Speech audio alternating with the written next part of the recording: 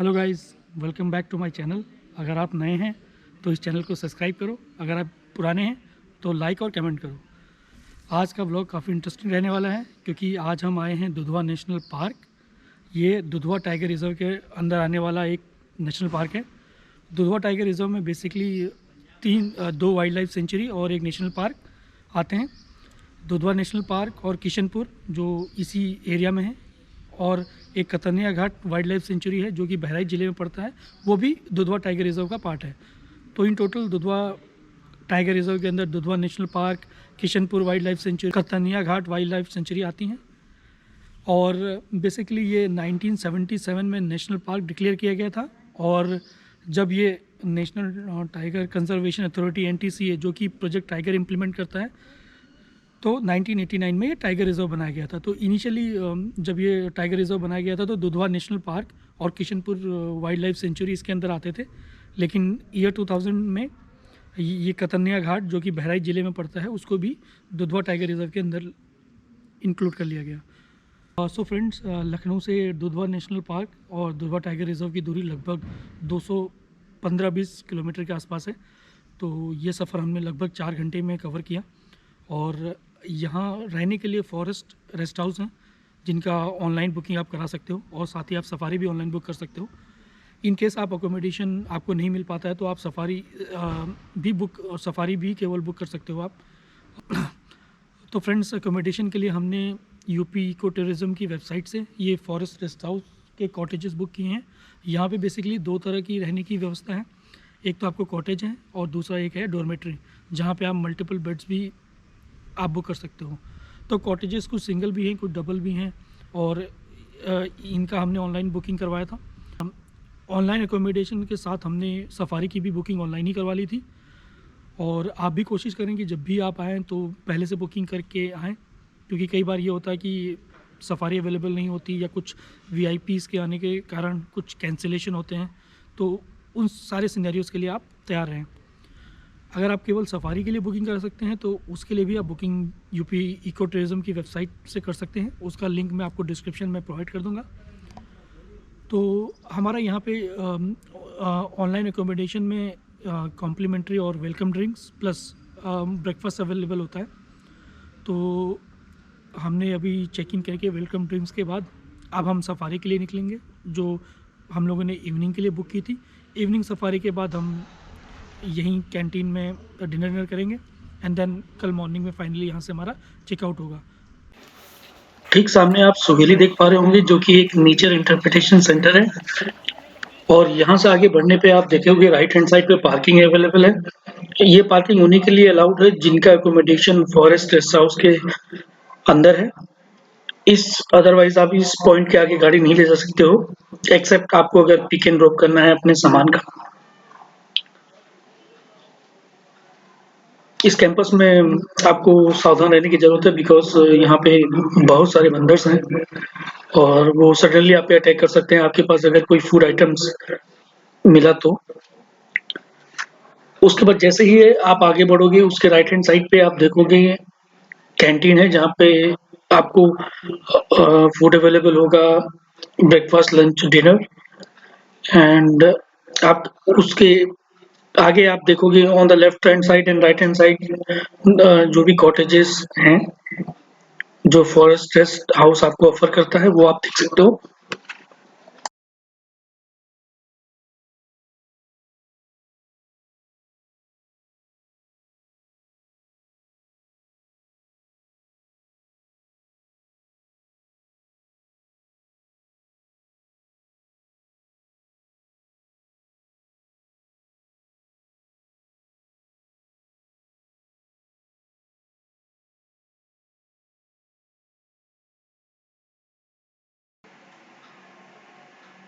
तो फ्रेंड्स, ये रहा मेन गेट जहाँ से सफारी एंटर करेंगी जंगल में, और आपके उसके लेफ्ट हैंड और राइट हैंड साइड पे आप कॉटेजेस देख पा रहे होंगे जो कि मैंने पहले भी मेंशन किया था कि सिंगल ऑक्यूपेंसी प्लस और डबल ऑक्यूपेंसी में अवेलेबल है।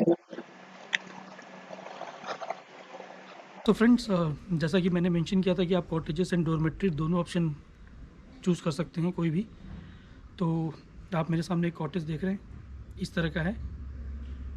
तो बेसिकली आप देख सकते हैं कॉटेज, और हम आपको अपनी कॉटेज लेके चलते हैं।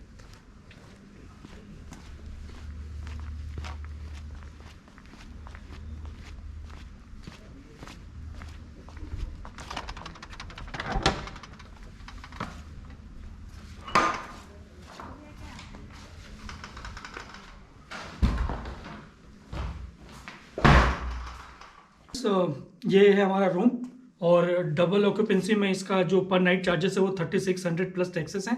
और ये बहुत ही ये कॉटेज के अंदर बहुत ही वेल मेंटेन रूम है, बहुत ही क्लियर, और ये सैनिटाइज भी हो चुका है ऑलरेडी। और ये आप रूम देख सकते हैं।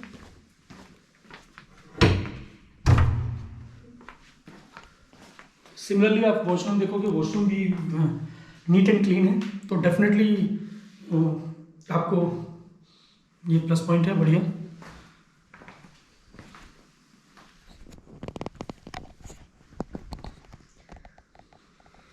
तो जैसा कि आप रूम देख सकते हैं, रूम बहुत ही वेल मेंटेन्ड है, और डेफिनेटली आपको ये कोशिश करनी चाहिए कि जब भी आप दुधवा आएँ तो कोशिश करें कि फॉरेस्ट रेस्ट हाउस के अंदर आप रहें। और ये इसी से अटैच्ड एक रूम। तो अभी हमने सारी फॉर्मेलिटीज़ पूरी कर ली है, और जल्दी ही हमारी सफारी वैन आई और हम जंगल सफारी के लिए चलेंगे। तो आपको हम जंगल के अंदर का लाइव व्यू दिखाएंगे, और बिलीव मी, आप फॉरेस्ट रेस्ट हाउस में के अंदर रहेंगे तो उसका एक अलग ही फील है। ऑल्दो आप कहीं से भी नियरेस्ट टाउन पलिया कला पहुंच सकते हैं, वहाँ से दुधवा नेशनल पार्क की दूरी लगभग 10 किलोमीटर है, और वहाँ पे आपको कुछ अच्छे रिजॉर्ट्स और होटल भी मिल जाएंगे। बट कोशिश कीजिए कि आप फॉरेस्ट के गेस्ट हाउस में रहें, जहाँ पे आपको एक्चुअल फील आएगा कि आप फॉरेस्ट के अंदर रह रहे हैं। इवन 1 डे का स्टे बहुत होता है और अच्छा लगेगा आपको डेफिनेटली। तो जल्दी हम सफारी के लिए निकलेंगे, तो मिलते हैं बाद में। बाय।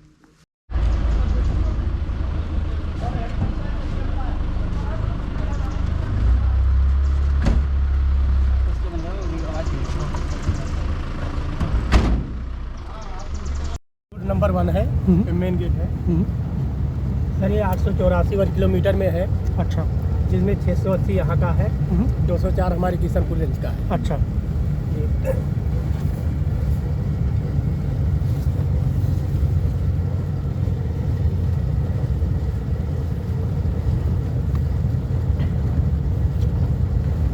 सर ये रेलवे लाइन पड़ रही है, ये मैलानी से बहराइच के लिए जा रही थी, छोटी लाइन। अच्छा। अच्छा जी,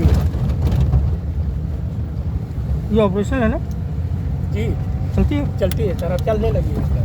पहले बंद पड़ी थी, कल से चालू हुआ है। अच्छा। चल रही है सर। इसमें 5 प्रजाति के कैट पाए जाते हैं और 5 प्रजाति के डियर पाए जाते हैं। अच्छा। जी सर।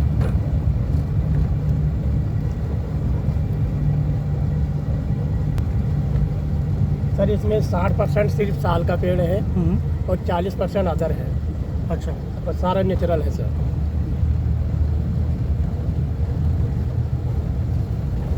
जगहों पे ईख का पेड़ और यूकेलिप्टस का प्लांटेशन किया गया था 1977 में। इसके बाद आज तक कुछ भी नहीं है, ना लगा प्लांटेशन हुआ है, ना काटा जा रहा है। क्योंकि सर अंग्रेज थे, जब वो लाइन लगाई थी, बिछाई थी, उसके नीचे साखू का पेड़ लगा देते थे। अच्छा जी, इसी करके गैप हो गया था, तो प्लांटेशन किया गया था 1977 में, जब ये नेशनल पार्क बना है। जी सर। और जो यूकेलिप्टस था वो कहीं कहीं जगहों पे लगाते थे, जिसे पानी खींचता था, नमी ज़्यादा जो पानी रहता था वहाँ पे काट के लगाए थे। इसी करके टीक का पेड़ वहाँ यूकेलिप्टस का प्लांटेशन।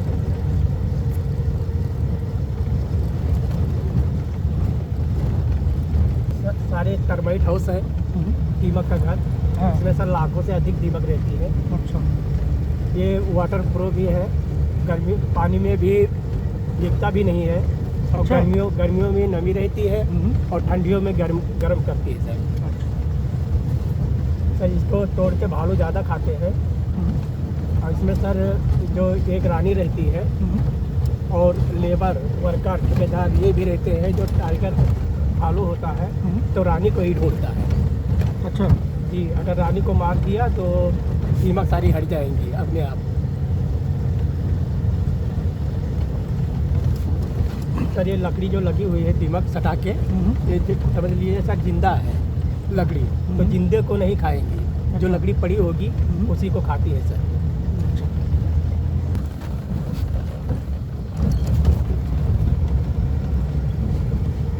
ये जो जटाएँ लगी हुई है हीर का पेड़ है, तो इसमें फल निकलता है सर जून और जुलाई में। अच्छा। इस बारिश होती है, जब पार्क बंद हो जाता है तभी से निकलता है।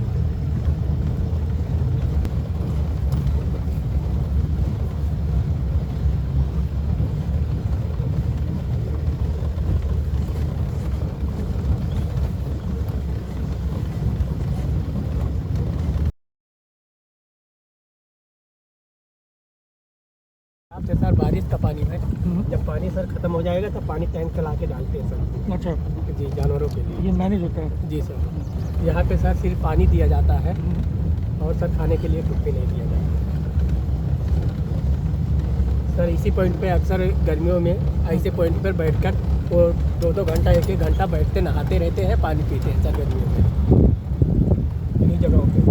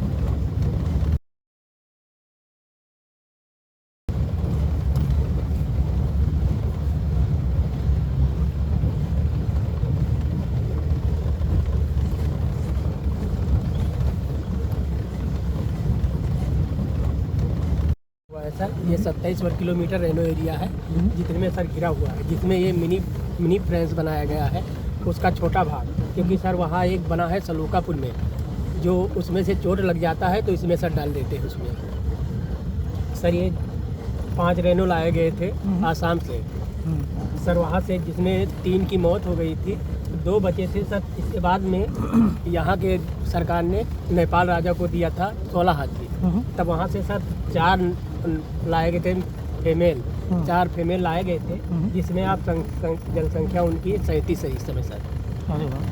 यहाँ से 16 हाथी देखे और चितवन नेशनल पार्क से लाया गया था, चितवन से नेपाल राजा।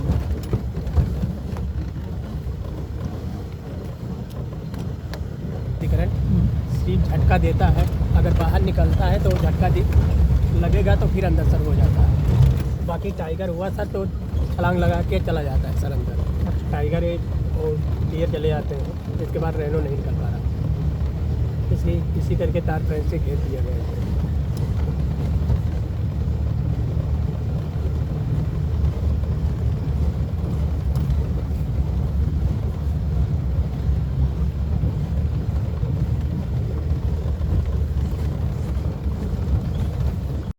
सफारी होती थी सलूका पुल में सुबह के लिए, तो इस समय सर बंद है कोविड की वजह से। तो सर ये क्या है, हम लोग रास्ते पे चलते हैं तो कभी कभी ऐसा होता है निकल जाता है सर रास्ते पे, तब दिख जाता है, वरना हाथी से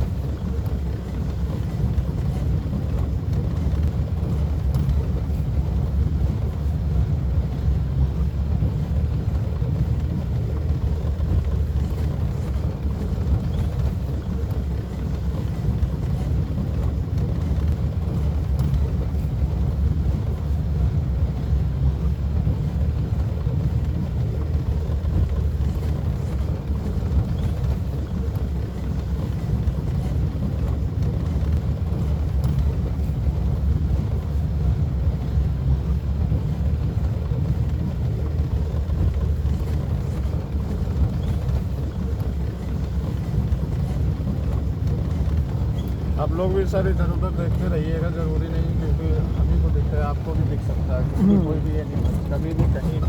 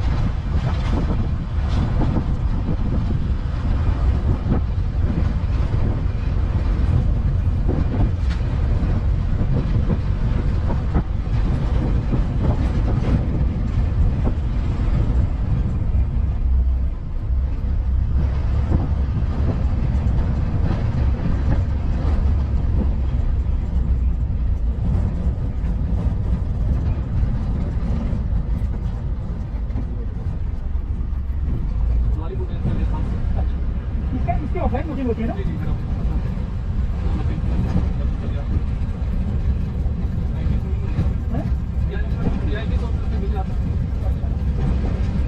किशन पर भी है ना? किशन पर भी ऑफलाइन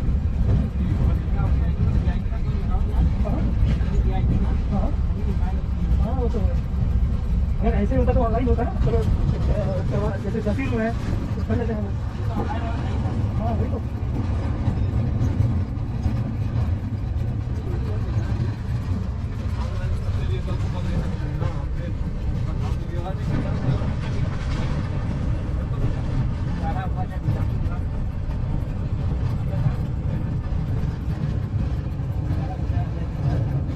तो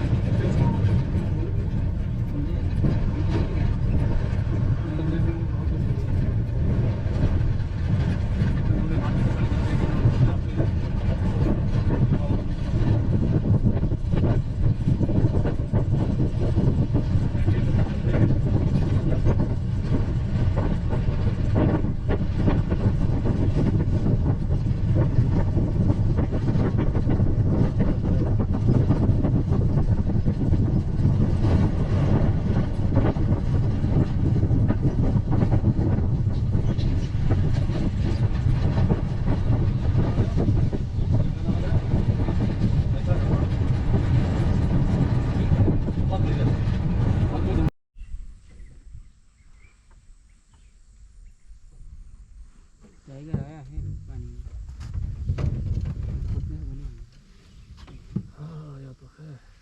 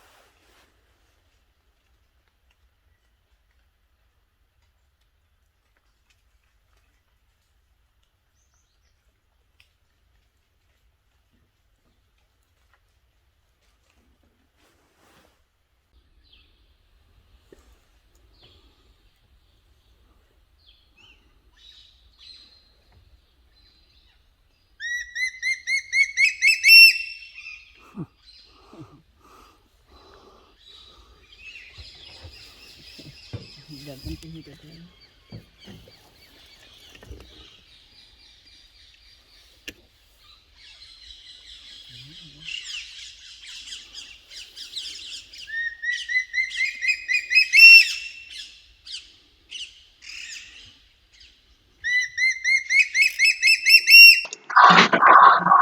तो गाइस सफारी करके हम वापस अपने रेस्ट हाउस पहुंच गए।